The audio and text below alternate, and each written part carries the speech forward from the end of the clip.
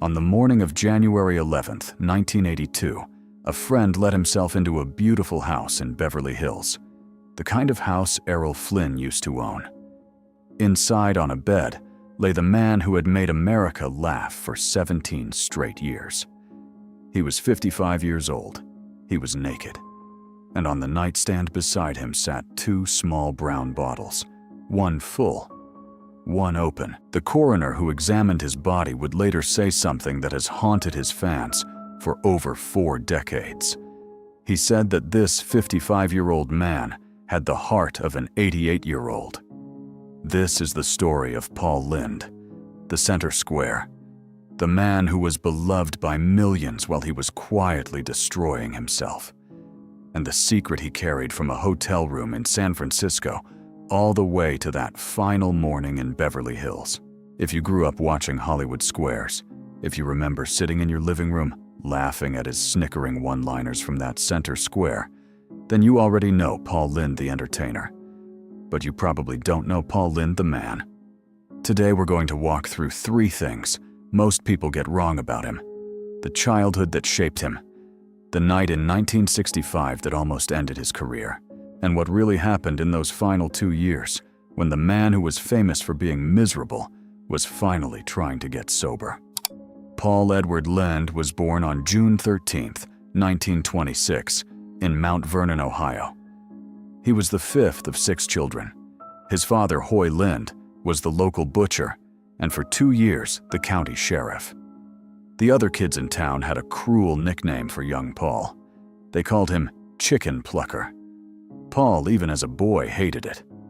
When people asked what his father did for a living, he would lift his chin and say his father was a cattle surgeon. But the moment that changed his body forever came when he was 10. After what should have been a routine appendectomy, Paul developed peritonitis, a serious abdominal infection. He couldn't move.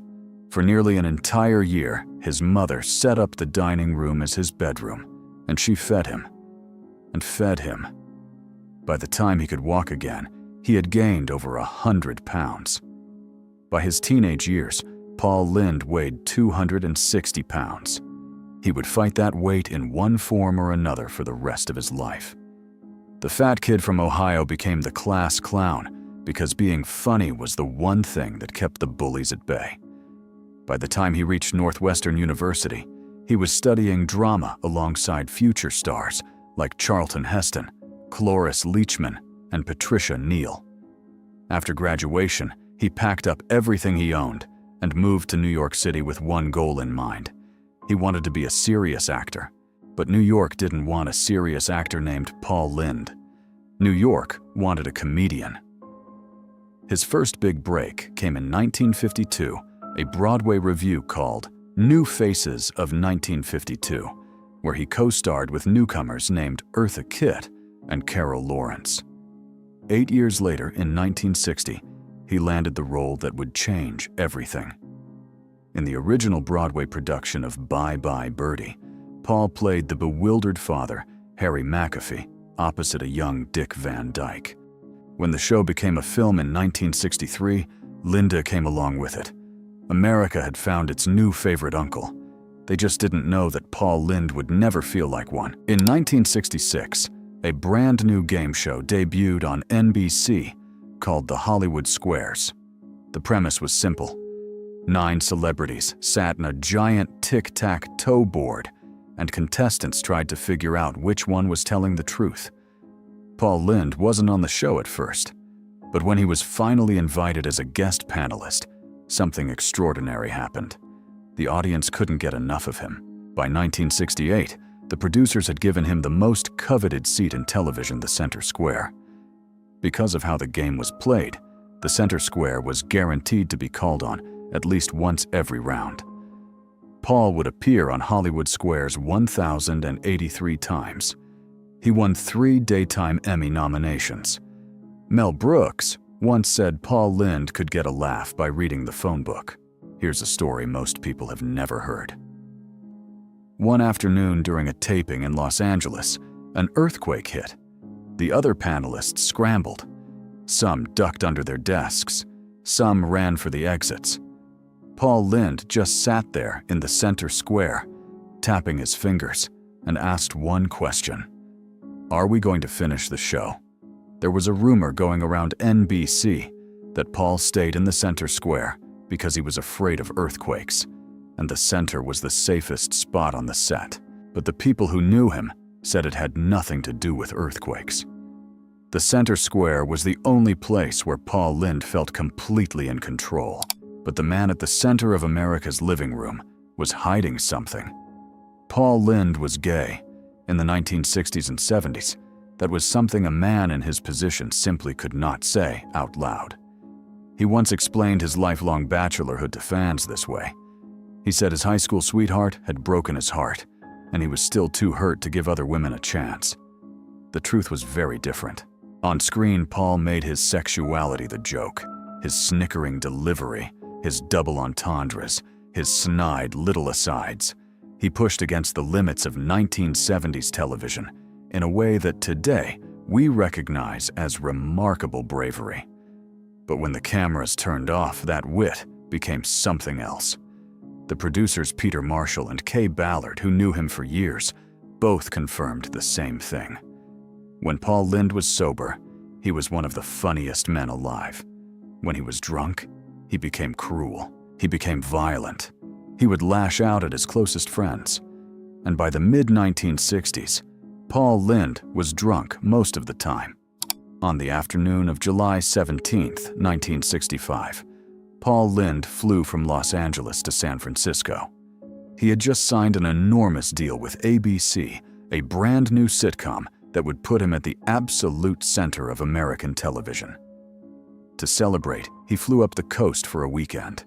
He was 39 years old, and he was traveling with a young man named James Bing Davidson. Davidson was 24. He was originally from Grand Island, Nebraska, and he had moved to Hollywood a few years earlier, hoping to make it in show business. He was movie star handsome. He had a deep, arresting voice, but success had been slow. By 1965, he had 3 uncredited film roles to his name, including a brief moment in the Jean Harlow biopic that came out that same year. He weighed about 180 pounds. He was by every account a man trying to be noticed. Paul and Bing checked into room 822 at the Sir Francis Drake Hotel, one of the grandest hotels in San Francisco. They dropped off their bags, and then they went out for the night. They came back at 2:30 in the morning. Both of them were drunk. The security guard at the front desk would later tell newspapers that Davidson made a bit of a scene in the lobby. He was loud, he was unsteady on his feet, and the guard ended up walking him all the way up to the 8th floor and seeing him into room 822 personally. 15 minutes later, Davidson stood up, walked to the window, opened it, and said the words that Paul Lynde would never forget. He said, "Watch me do a trick." Davidson swung his legs over the windowsill. He climbed out 8 stories above Powell Street. He grabbed the ledge with his fingers and lowered himself down. For a moment, Paul thought it was just another joke. Bing was always joking. But then Bing's face went pale, and he gasped 4 words. "Help me!" "I'm slipping." Paul Lynde lunged for the window. He grabbed Davidson's wrist. Down on the street, 2 beat cops had heard the screaming and were already looking up. They could see a man hanging from the 8th floor of one of San Francisco's most famous hotels. Davidson tried to pull his leg back up to the window 3 separate times. Paul tried to hold on. But Davidson weighed 180 pounds, and Paul, weeping, would later tell the police. "It was too much for me. I told him to grab my neck, but he slipped away." James Bing Davidson fell 80 feet to the pavement of Powell Street. He died on impact. The coroner's office ruled it an accidental death. The story appeared in the next day's papers under a tiny Associated Press dispatch, and then it disappeared. Paul Lynde flew back to Los Angeles. He went back to Bewitched. He went back to the Hollywood squares. To the public, nothing had changed, but the brand new ABC sitcom, the one that was supposed to make him a true headlining star, quietly went away. Some people in his circle would later say that ABC made the call within days of the incident. Officially, it was for creative reasons. Unofficially, the executives didn't want a star whose name had just appeared in a story about a young man falling out of a hotel window. Paul Lynde would never get his own hit show. He would carry that night and that fall with him for the rest of his life. Through the 1970s, Paul Lynde's career got bigger, and his drinking got worse. In 1972, he got his own sitcom, The Paul Lynde Show, but it was canceled after one season. He bought Errol Flynn's old mansion in Beverly Hills. He spent a fortune redecorating it, and he kept getting arrested. In January 1978, while he was in Salt Lake City, taping a segment for the Donnie and Marie variety show, he was arrested outside a tavern and charged with interfering with a police officer. Newspapers across the country picked it up. He started showing up in places that didn't make sense for a star of his stature. Guest weatherman for a local TV station in Toledo, Ohio. Summer stock theater in towns nobody had heard of. In 1979, he had a public fight with the producers of Hollywood Squares over his salary. He walked off the show. The tabloids ran stories saying he had been fired for drinking for tantrums, for being impossible to work with. Paul Lynde sued them for $10 million in libel. The lawsuit went nowhere. The show without him started losing in the ratings. And then in 1980, something happened that nobody expected. Paul Lynde got sober. He gave up alcohol. He gave up the drugs he had been using. He told his agent just a few weeks before he died that he had finally quit cigarettes. He had stopped attending the parties. He told friends he had been changed by some personal event in his life, but he refused to ever say what it was. When Hollywood Squares called and asked him to come back, he initially said no. Then they offered him co-star billing, his name right next to host Peter Marshall's in the opening credits. Paul agreed. He returned to the center square in the spring of 1980. The show was canceled in February of 1981. It was his last regular television job. The people who saw him in those final 2 years all say the same thing. Paul Lynde looked thinner. He looked calmer. He looked for the first time in years like a man who might have a chance. But there is a phrase doctors use about long-term substance abuse. They say sometimes the apology comes too late. Paul's heart by 1981 was already failing. 2 years of sobriety could not undo 30 years of damage. In the final months of 1981, Paul Lynde was reportedly in poor health. There were rumors of cancer, of an undiagnosed illness. Whatever it was, the people closest to him were worried.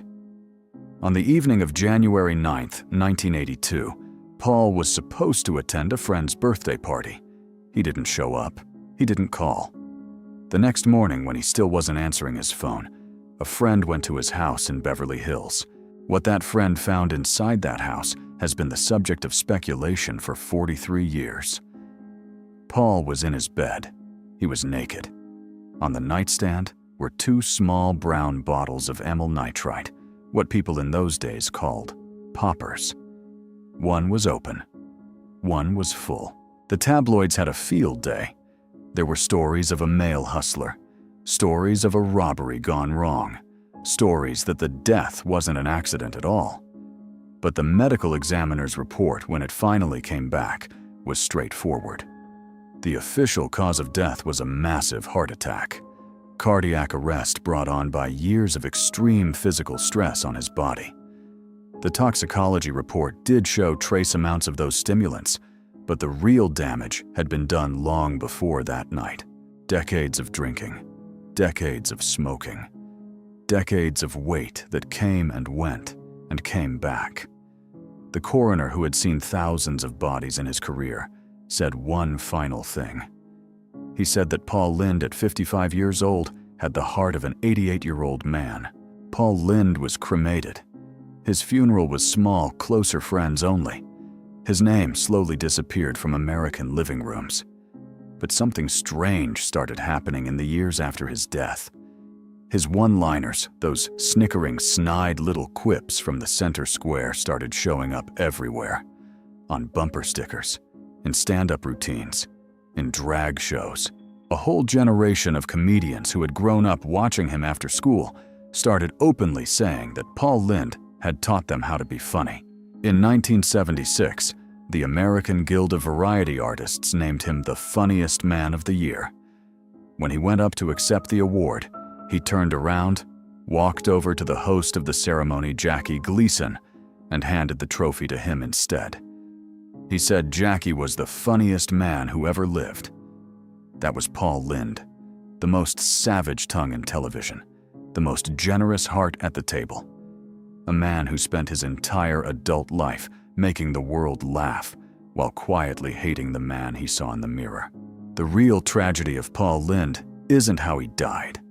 The real tragedy is that he never got to find out what came next. He had finally stopped drinking. He had finally stopped running. He was, by every account from those final 2 years, on the edge of something better. And then his heart, which had been quietly failing for decades, simply ran out of time. If you remember sitting on your couch as a kid watching Hollywood Squares after school, laughing at this man you didn't fully understand, leave a comment below. Tell me what your favorite Paul Lynde line was. I read every single one, and if you'd like to hear what happened to the woman who sat just 2 seats away from him on Match Game, the one whose marriage to Jack Klugman hid one of the strangest secrets in television history, that story is coming tomorrow. Until then, take care of yourselves, and take care of the people around you while you still can.